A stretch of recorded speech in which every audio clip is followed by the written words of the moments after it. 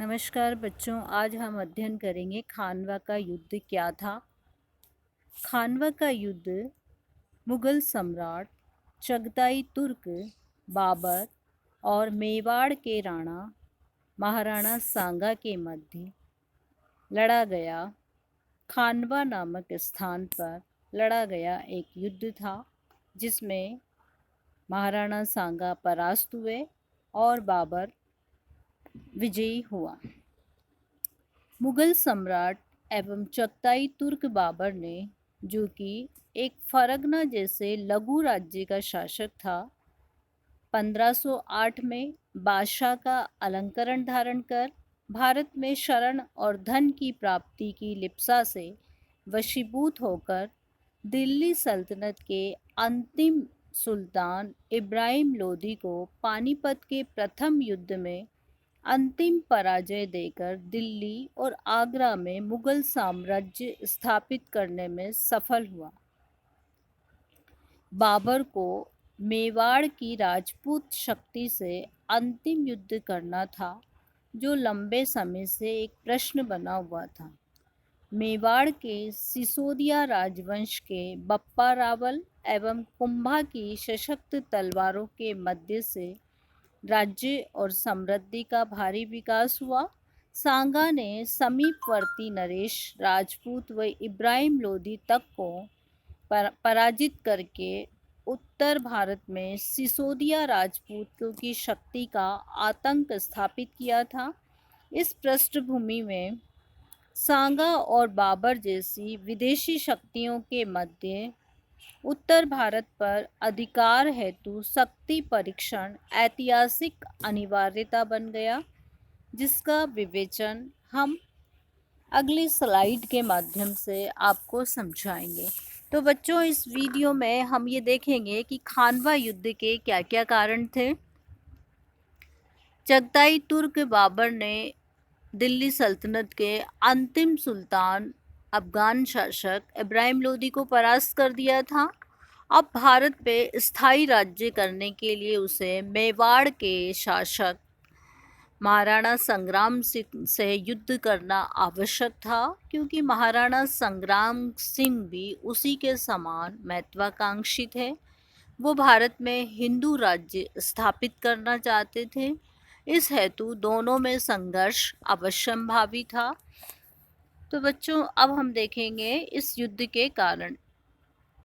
खानवा युद्ध के क्या क्या कारण रहे। हिंदू राज्य का आदर्श। महाराणा सांगा भारत में एक हिंदू राज्य स्थापित करना चाहते थे। सांगा की वादा खिलाफी। राणा सांगा और बाबर दोनों का समान महत्वाकांक्षी होना। बाबर और सांगा में धार्मिक विद्वेष की भावना। अफगान राजपूत गठबंधन और तत्कालीन कारण बयाना का प्रश्न। तो सबसे पहले हम देखेंगे हिंदू राज्य का आदर्श। अजमेर के चौहान शासक पृथ्वीराज थर्ड को तराइन के द्वितीय युद्ध में किसने हराया था? मोहम्मद गोरी ने। और उत्तर भारत में मुस्लिम अधिकार स्थापित कर दिया था। दिल्ली सल्तनत के सुल्तानों ने राजस्थान के राजपूत राज्यों को समाप्त कर मुस्लिम राज्य की नींव डाली थी। अतः राजस्थान के ही राजपूत राजा इनका अंत कर वापस हिंदू राज्य स्थापित करना चाहते थे, जिनमें सर्वप्रथम राणा सांगा राजपूत राजाओं को एक झंडे के नीचे एकत्रित करना चाहता था। सांगा ने अपने प्रतिद्वंदियों मालवा, गुजरात और इब्राहिम लोदी को पराजित कर राजपूत राजाओं में अपनी श्रेष्ठता सिद्ध कर दी थी। इन परिस्थितियों में वो दिल्ली के सिंहासन पर बैठकर समस्त भारत में हिंदू राज्य स्थापित करना चाहता था, लेकिन हिंदू राज्य की स्थापना में मुगल आक्रमणकारी बाबर रुकावट था, जो कि दिल्ली के सिंहासन पर अधिकार कर चुका था। अतः बाबर और सांगा में संघर्ष अनिवार्य था। दूसरा कारण है सांगा की वादा खिलाफी। राणा सांगा ने बाबर पर बाबर ने राणा सांगा पर वादा खिलाफी का आरोप लगाया और उसने अपनी आत्मकथा में लिखा, यद्यपि राणा सांगा ने जब मैं काबुल में था तो मेरे पास एक राजपूत भेजा और मित्रता का बंधन किया था और मेरे साथ ये वायदा किया था कि यदि मैं वहाँ से दिल्ली तक कूच करता जाऊँ और वो दूसरी तरफ से आगरे पर चढ़ाई करके आवेगा, तो अब मैंने इब्राहिम को हरा दिया, दिल्ली आगरा पर अधिकार कर लिया और वो काफिर अभी तक नहीं हिला। श्रीवास्तव, एल्फिंस्टन, आर.पी. विलियम आदि बाबर के इस आरोप का समर्थन करते हैं, लेकिन बाबर के इस विवरण के विरुद्ध मेवाड़ का संक्षिप्त इतिहास नामक ग्रंथ की पांडुलिपि के लेखक पंडित अक्षयनाथ के पूर्वज बाणेश्वर खानवा के युद्ध में सांगा के साथ थे और सांगा के दैनिक कार्यों को लिपिबद्ध करते रहते थे। जब बादशाह काबुल में रहता तो उसने सोचा कि इब्राहिम लोदी को हराकर दिल्ली पर अपना राज्य स्थापित करे, किंतु अपरिचित देश में किसी परिचित मित्र का होना अच्छा हो, अतः अपना एक सरदार चित्तौड़ भेजा। बाबर ने जो पत्र सांगा को लिखा था उसमें ये लिखा था कि मैं आकर दिल्ली पर अपना अधिकार करूंगा और आप उस तरफ आगरा पर अपना राज्य स्थापित करो।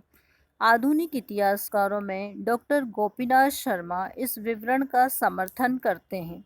अनेक इतिहासकार बाबर का तर्क इस आधार पर गलत है कि सांगा तो अकेला ही इब्राहिम लोदी को 2 बार परास्त कर चुका था और वो चाहता तो फिर उसे हराकर स्वयं उससे दिल्ली छीन लेता। फिर उसे काबुल दूत भेजने की क्या आवश्यकता थी? सांगा को इब्राहिम के विरुद्ध विदेशी सहायता मांगने की आवश्यकता नहीं थी। बाबर को अज्ञात देश में जीतने के लिए भारतीय मित्र की आवश्यकता थी।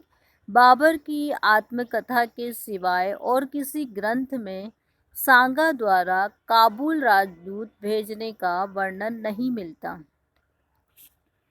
तीसरा कारण है राणा सांगा और बाबर का समान महत्वाकांक्षी होना।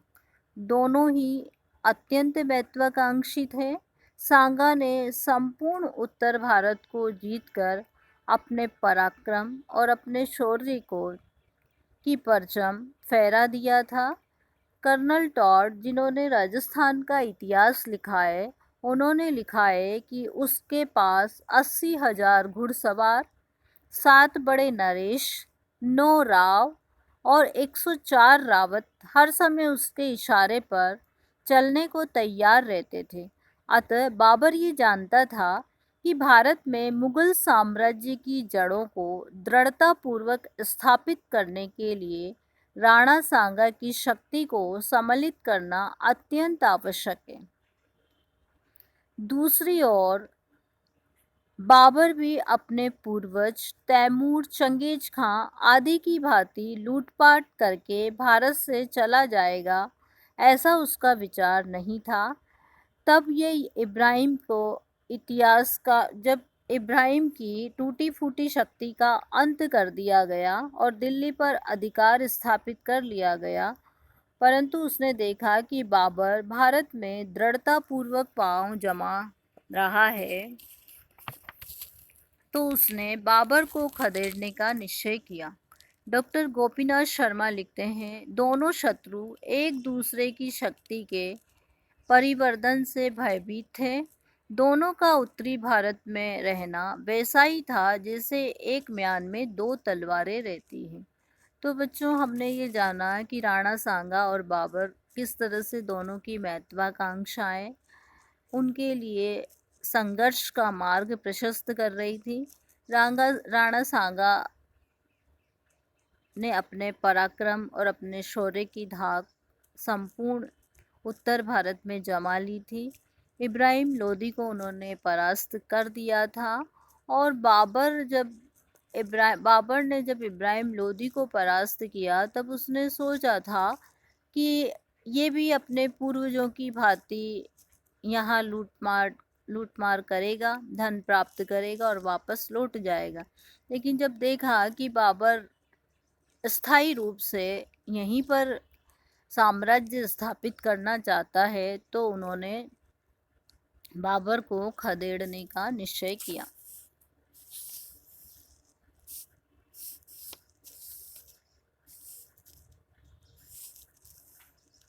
अगला कारण हम देखेंगे बच्चों, बाबर और सांगा में धार्मिक विद्वेष की भावना। डॉक्टर गोपीनाथ शर्मा, जिन्होंने राजस्थान का इतिहास लिखा है, उन्होंने लिखा है कि दोनों के मध्य संघर्ष का एक कारण धार्मिक विद्वेष व सांस्कृतिक विचारधाराएं भी थी। बाबर अपने को इस्लाम धर्म का संरक्षक मानता था। उसने सांगा पर ईडर की मस्जिदें तोड़ने और मुस्लिम जाति पर अत्याचार करने का आरोप लगाया। उसने सांगा के विरुद्ध इस युद्ध को जिहाद का रूप दिया। जिहाद का अभिप्राय है बच्चों धर्म युद्ध, कि हमें धर्म की रक्षार्थ युद्ध लड़ रहे हैं। और ये कहा कि इस्लाम की मान प्रतिष्ठा के लिए लड़ा जा रहा है। दूसरी तरफ राणा सांगा भी हिंदू धर्म का कट्टर उपासक था।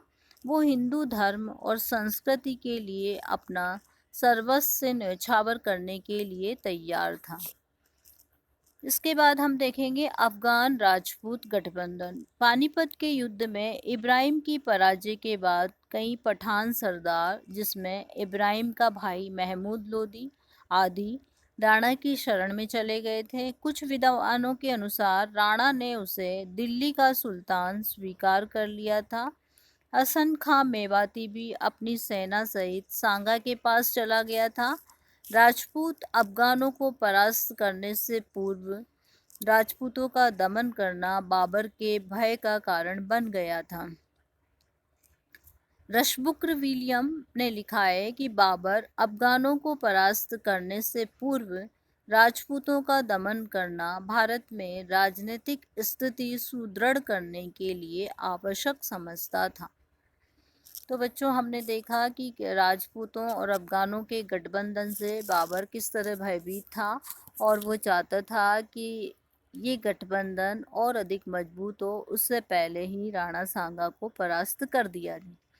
अब तत्कालीन कारण बयाना का प्रश्न। बाबर ने बयाना, ग्वालियर, धौलपुर के दुर्गों पर नियंत्रण स्थापित कर लिया था।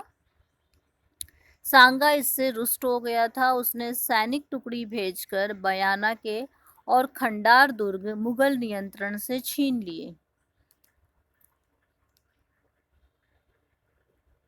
जब ये युद्ध होने वाला था, खानवा का युद्ध, उस समय जो दुर्ग छीने गए थे और जिस तरह की स्थितियां बन रही थी, काबुल से एक ज्योतिष आए थे। उन्होंने बाबर की पराजय की घोषणा कर दी थी, भविष्यवाणी कर दी थी, जिससे मुगल सेना में निराशा छा गई थी। इस अवसर पर बाबर ने धैर्य, साहस और कूटनीति से काम लिया और मुगल सैनिकों में साहस और उत्साह उत्पन्न करने का प्रयास किया। उसने भविष्य में शराब न पीने की प्रतिज्ञा ली। शराब पीने के सोने चांदी के बर्तन तुड़वा दिए और उन्हें गरीबों में बंटवा दिया। मुसलमानों पर से तमगा नामक कर भी हटा दिया। युद्ध के लिए प्रेरित करने के लिए अपने सैनिकों को जोशीला भाषण दिया और कहा कि हम सबको मिलकर खुदा के नाम की शपथ लेनी चाहिए कि हम इस युद्ध में लड़ने से मुंह न मोड़ेंगे और जब तक शरीर में जान है तब तक इस युद्ध को जीतने का प्रयास करेंगे। अपनी तेज तलवारों से शत्रु का सर्वनाश करेंगे। बाबर के इस भाषण का मुगल सैनिकों पर अनुकूल प्रभाव पड़ा। उन्होंने कुरान को हाथ में लेकर प्रतिज्ञा की कि वे अंत तक लड़ेंगे और अपना आत्मविश्वास और वफादारी करने में पीछे नहीं हटेंगे।